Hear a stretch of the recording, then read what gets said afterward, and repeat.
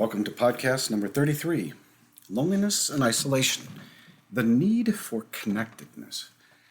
I think that I've mentioned more than once that recording a blind podcast is perhaps more difficult than I had first imagined. Now, what I mean by blind is that I rarely know exactly who's listening. Right now, all I really know is the city where the podcast was downloaded. I found it interesting and a little intriguing to speak to this kind of an open audience. Now, I do realize it's not entirely open, that I am likely speaking to members of the Church of Jesus Christ, Latter-day Saints, and that they have some interaction with mental illness in their lives. Now, beyond that, each of us struggles differently through these similar illnesses, and in very different ways. We each have a variety of situations, cultures, attitudes in our own lives. And now in recording this podcast, I've come to realize how limited my own experiences might be compared to others. Now, I know that it can be difficult to reach out, but if you feel so inclined, I would love to hear from you and perhaps hear your perspective a little bit more, and then tailor this podcast a little more to your needs. Maybe your question, your concern, or something on your mind is similar to others who are listening. Now, I've included an email address for you in the main introduction of the podcast. You need not tell me any personal details or anything at all very much about you. Just a short question, a short comment, anything you feel would be important to the question at hand, and whatever you feel is important to you. And I promise that anything personal will never end up on one of these podcasts unless you specifically tell me that you would be okay with that. Now, on to today's topic, loneliness and isolation. When I think of this, I think of the nursing home, the widowed wife or husband, single adults away at college or on a mission, away from family. Of course, the isolation brought about by this pandemic, a deployed husband or wife, a divorced wife or a husband. My mind really gravitates more to those outward evidences that someone's alone, and I think most of us probably do the same. We equate loneliness with a loss of physical presence. There's no doubt that the loss of a physical presence of someone with whom we are connected can and does create a loneliness. A loss of physical presence of someone with whom we are connected actually causes a chemical reaction to occur in the brain. The brain and body goes into a state of mourning, sadness, depression for this loss. Now, it doesn't necessarily matter if we're able to continue to talk to the person on the phone or if we can even see them on the phone when we talk. We still miss them, as we would say. Now, this feeling of missing someone is the change in the brain chemistry. Don't get me wrong, talking to the person on the phone and seeing them can help ease some of this, but it cannot replace their physical presence in our lives. Our natural chemistry desires to be connected to other individuals. When their physical presence is removed, it can feel as though we've lost a part of ourselves. In some manner, actually it is very true, when you are connected with someone, they actually will become and use a part of your brain, and you will use a part of theirs. You will store things in their brain, and they're going to store things in your brain. And this includes a variety of things, from memories to locations to numbers to dates and so forth. Now, you wonder why sometimes you or your friend or wife or husband can almost predict what you're going to say or why you think the same thing at the same moment. It is because we are, in a sense, using each other's brains, and those brains become attuned to one another. So when someone leaves our physical presence, it can be as if we have lost a part of who we are.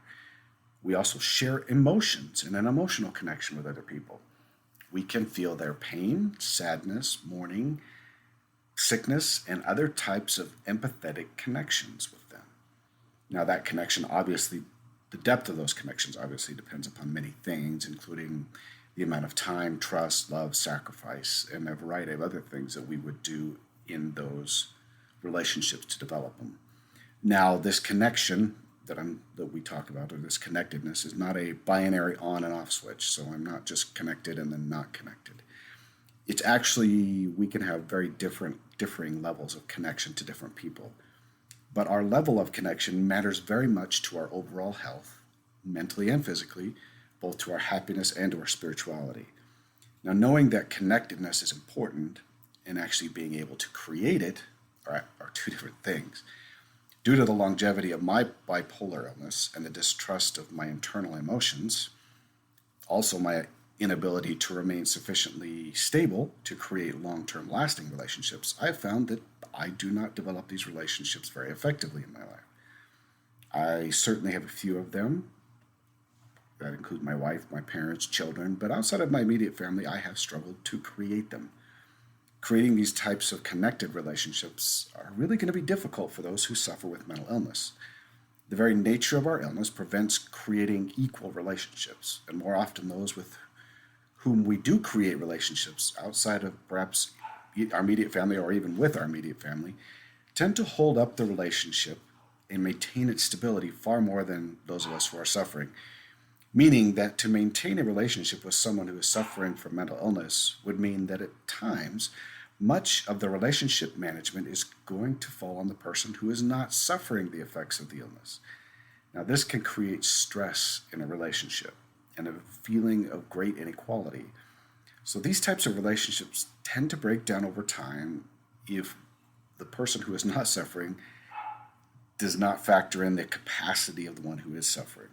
Mentally ill individuals have a tendency to limit the number of connected relationships simply as a matter of capacity. We don't have the energy, time, or ability to be connected to a larger group.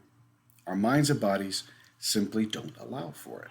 That is why the relationships we do maintain are so very important to our lives and to our illness. Now, I know that my inclination is to equate connectedness to physical proximity, but the truth is one can feel alone in a crowded room. One can feel alone in a group of friends, and one can feel alone in a marriage and even other committed relationships. And that is because our connectedness requires more than just physical proximity and casual conversation. It even requires more than a romantic infatuation or interest in another person. We must be able to trust the individual implicitly and have the emotional understanding that this person cares very much for our well-being. There must be a mutual love and respect between individuals. This is not the romantic or physical love, but what has been termed a brotherly love or charity in the scriptures, the type of love where both individuals care sufficiently to sacrifice for each other's well-being. They trust at a high level that the other person cares as much for their well-being as they do for their own. They each work together for the happiness of the other person.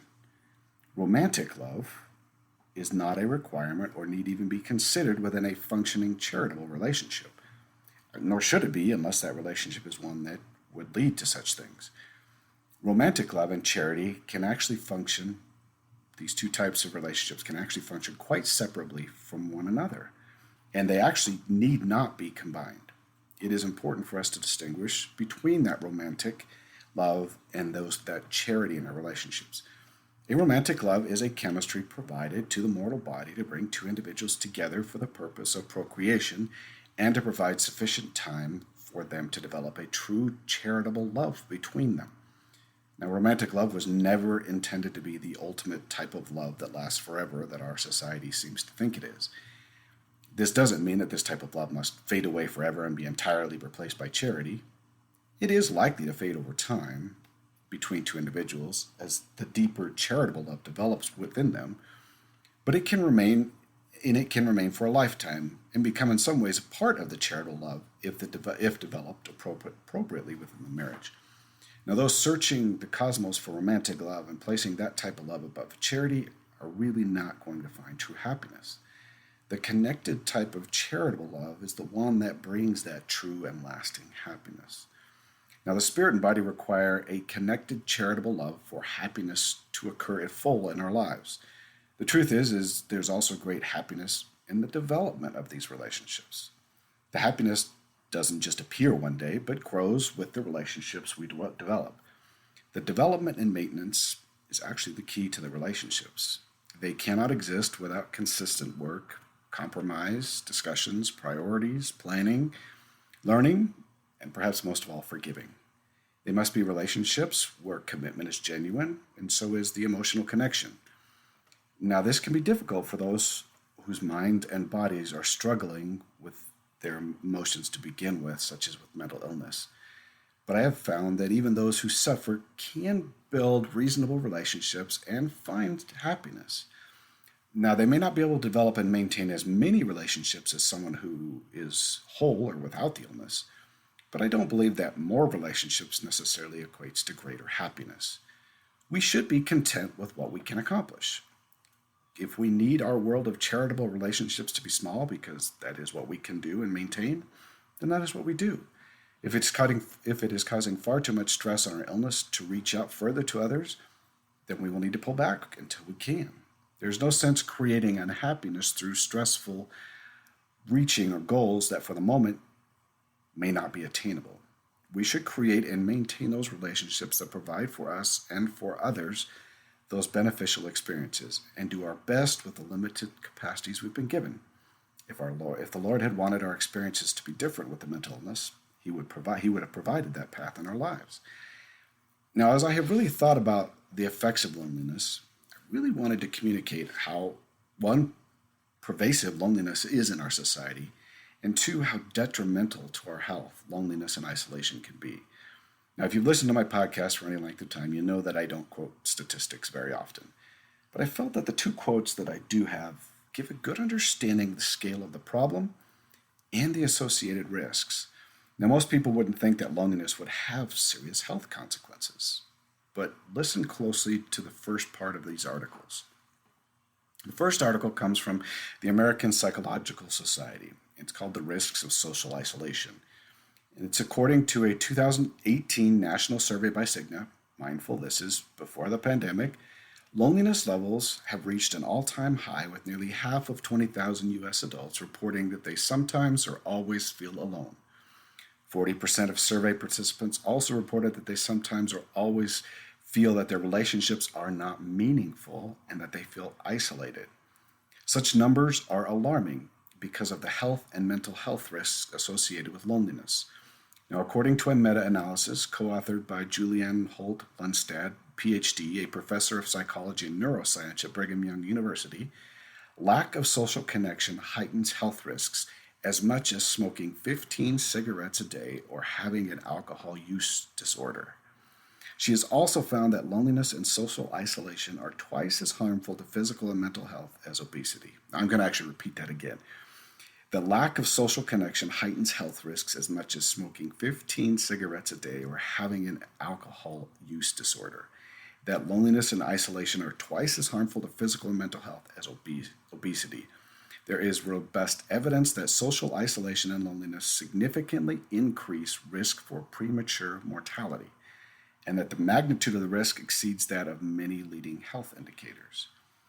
Now, this is a second quote, and this comes from the National 4-H Council. They conducted a survey. Exactly how they got these 1,500 teenagers, I don't know, but they conducted a survey by the Harris Poll it was on behalf of the National 4-H Council.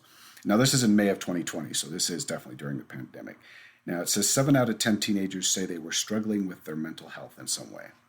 More than half said they experienced anxiety, 45% said they'd felt stress, extra stress, and 43% identified that they'd struggled with depression. Now, just for some context, they say roughly 12% of American teens meet the diagnostic criteria for depression, and roughly 30%, 1 in 3, generally meet criteria for having an anxiety disorder by the time they're 18. Now, that certainly depends on area of the country and a variety of other concerns. These are some of the bullet points that came out of that Harris poll. 81% of teens say that mental health is a significant issue for young people in the U.S., and 64% of teens believe that the experience of the COVID-19 is going to have a lasting impact on their generation's mental health. In this stressful climate, 7 in 10 teens have experienced struggles with mental health. 55% of teens say they've experienced anxiety, 45% extra stress, and again, 43% depression. 61% of teens say that COVID-19 has increased their feeling of loneliness. Teens today report spending 75% of their waking hours on screens during this COVID-19. 82% of teens calling on America to talk more openly and honestly about mental health issues in the country. And almost 80% of teens surveyed wish there was an inclusive environment or safe space for people in school to talk about mental health. Now, I wanted to quote these couple articles for a couple of reasons. The first is to note the widespread problem of loneliness. Both articles put that at least 50% for a variety of demographics. If you consider the number of people affected, especially teens, and the long-term health implications that we noted, one might easily extrapolate that loneliness may be actually the hidden pandemic in our society. Loneliness is a problem actually throughout the world and in almost all demographics. The second and perhaps most important was the note of the effects of social isolation and loneliness on both our physical bodies and our mental health. One might not associate problems of loneliness, depression, and mental health with such drastic implications as a 15 cigarette a day habit or an alcohol addiction.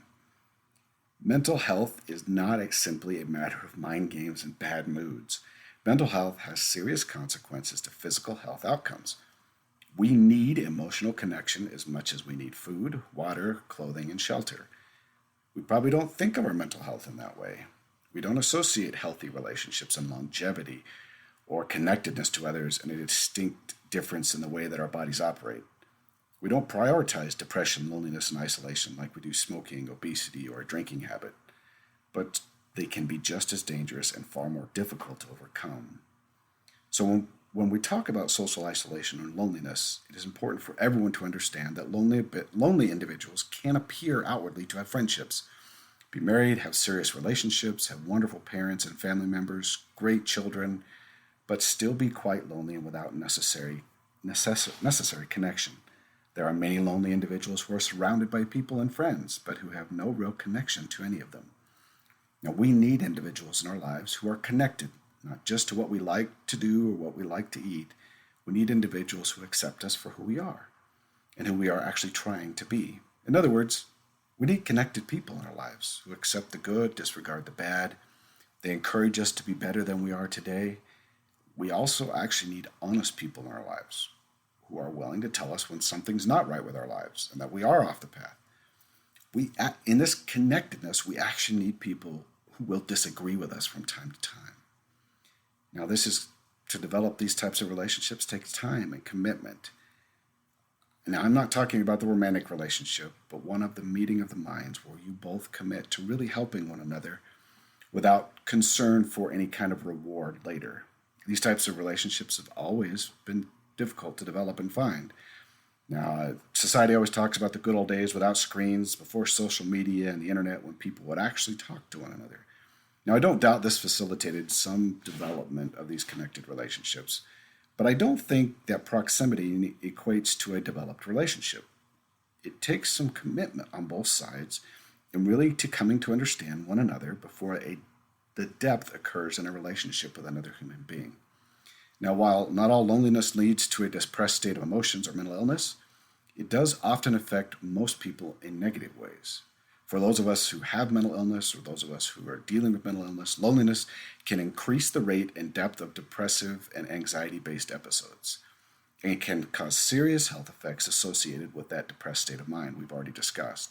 Now, in the last episode, I discussed the survival mode and the serious consequences of being unprepared for it, but also even the serious consequences of being there regularly. Social isolation and loneliness that occurs can cause survival mode to come upon people with mental illness again and again, thus weakening the mental state and causing for addictions and past difficulties to return to those who suffer, or even new addictions and new difficulties. The mental health outcomes for those suffering with mental illness and loneliness are even more serious than the ones noted in the article. Loneliness can be truly a life and death struggle for someone who suffers from a serious clinical mental illness. And this is especially true for those suffering with depression and mental illness. Now, the truth is that loneliness is not simply a problem just for us who are battling with mental illness. It is a serious problem for almost the majority of humanity. This is especially true when the isolation is brought about suddenly and without warning. Loneliness and isolation can bring about depression, anxiety in individuals who actually have never experienced it before. It is not so much a problem that the mental illness has occurred or the anxiety or depression has occurred on this temporary basis, but that the person who is experiencing it perhaps for the first time has no experience or preparation for these feelings that have occurred. This depression and this mental illness, even if it's temporary, brought about by external factors such as isolation or a loss of physical connection or communication, can be far more difficult for someone who has never experienced it than for those of us who suffer with it regularly. They simply have never had to process such difficult negative emotions and to work through them. It is important to note that we're each going to experience these types of isolation throughout our lives. Most of the time, these feelings a normally functioning person would feel are often dismissed as homesickness or just missing someone. This should not detract, although, from the idea that they are similar to a depression and should be treated as such, at least on a temporary basis. Now, sometimes we can actually isolate these emotions and work through them if we are understanding the origin that it might be homesickness or whatnot. But don't get me wrong, these types of emotions can change our reality just like it does in a mental illness, even for a temporary basis. Now, the cure for loneliness is pretty much what it always has been. We need someone in our lives, someone who cares about us, will check on us. We either need to have charitable relationships in our lives or be in the process of building them for this loneliness and difficulty to abate. In the case where someone or several individuals have been isolated from us due to travel, deployment, a mission, and so forth, we should expect our bodies to react, feeling almost like we are mourning for someone in a sense, that we've lost someone. Under normal circumstances and normal emotional stability, those feelings should eventually subside and give way to the new relationship. So this homesickness as missing someone should eventually subside over time. However, it is going to be incredibly important to remember that those individuals who already suffer with mental illness may not have a temporary reaction to the loss of connectedness and rebound, but might actually remain within a bout of depression or anxiety for some period of time. Now, my final note regarding the loneliness comes from this article itself. There are many people who want a safe space to talk about things on their minds. It's not a place online where you can say what you want. What they desire is a supporting relationship where they can talk through difficulties, problems, issues, without someone telling them exactly what they need to do.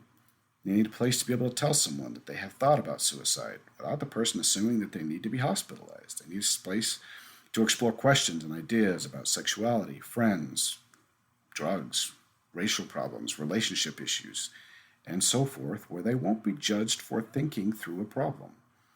We all need these types of relationships to help us, but I feel that in some sense we have lost our own sense as to how to build them, and perhaps that might be a future podcast. But my time is up for this week. Now, may the Lord bless you in your endeavors to help those who are suffering with loneliness and isolation. And may you fight the good fight and leave the rest to the Lord. Until next time.